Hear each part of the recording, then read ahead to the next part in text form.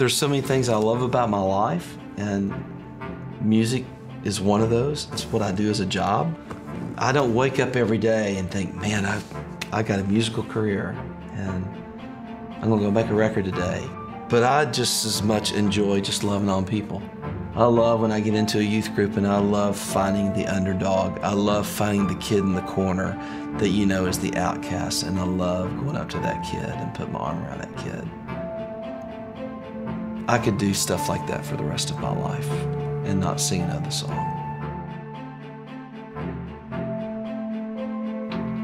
Grew up playing drums, wrote my first song when I was 5 years old. Was able to hear a pop song and be able to play it. And I was in the choir in a little Baptist church, and my heart was really after the Lord. All I wanted to do was just pick up a guitar and sing praise songs. God had a call in my life, and music was supposed to be a part of that. For some reason, it was contagious to me. It made me light up. It was a beautiful time in my life. It sort of anchored me. I felt like I was riding a wave that really was something very, very pure, and that really penetrated into my heart. This is just what I'm supposed to do with my life.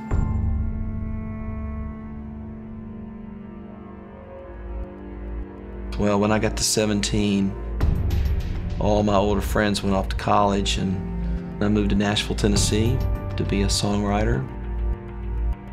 I was playing in after-hours bars from 1:30 to 5:30, just in a bunch of trouble.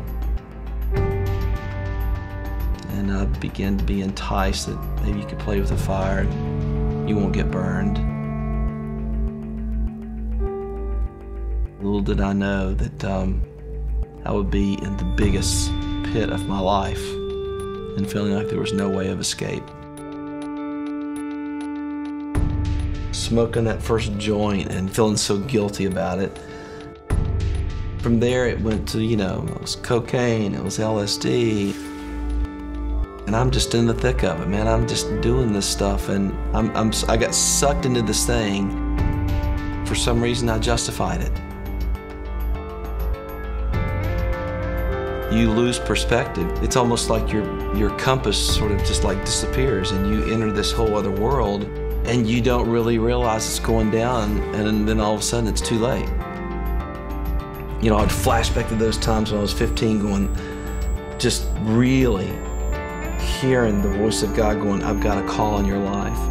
I knew where I belonged. I just couldn't get out of the mess that I was in. And I was very depressed.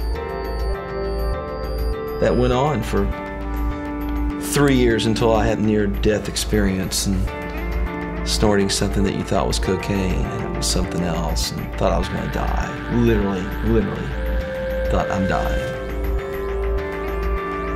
And that's when I began to pray that God would do whatever He had to do to get my attention. I need to be rescued.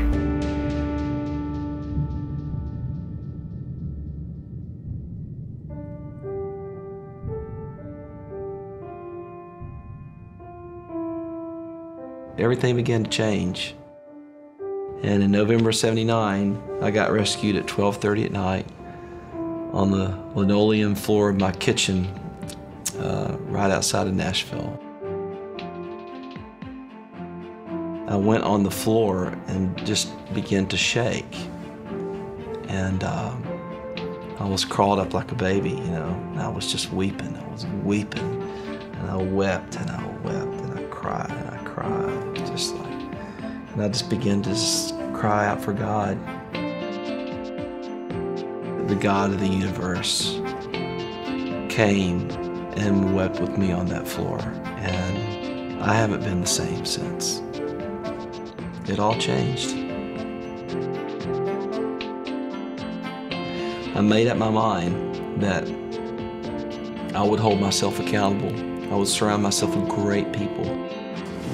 One thing led to another. 8 months later, I got my first songwriting contract, was getting paid $200 a week to write songs. I thought I died and gone to heaven. And then all of a sudden, I found myself getting a record deal, and I'm in the studio 14 hours a day, and I'm writing songs, and all of a sudden, I'm opening up for Amy Grant, and I'm doing my own tours, and then all of a sudden, you find yourself filling arenas. Never could have orchestrated any of this. And so, been pretty remarkable. God's faithful. I know now what the real deal is. And I know now that selling millions of records doesn't bring you peace. And I know where my hope lies. It's not being a rock star. All that stuff dissipates, but it never lasts. It doesn't last. The greatest peace that I have is I know who I am. I'm a son of the High King of the universe.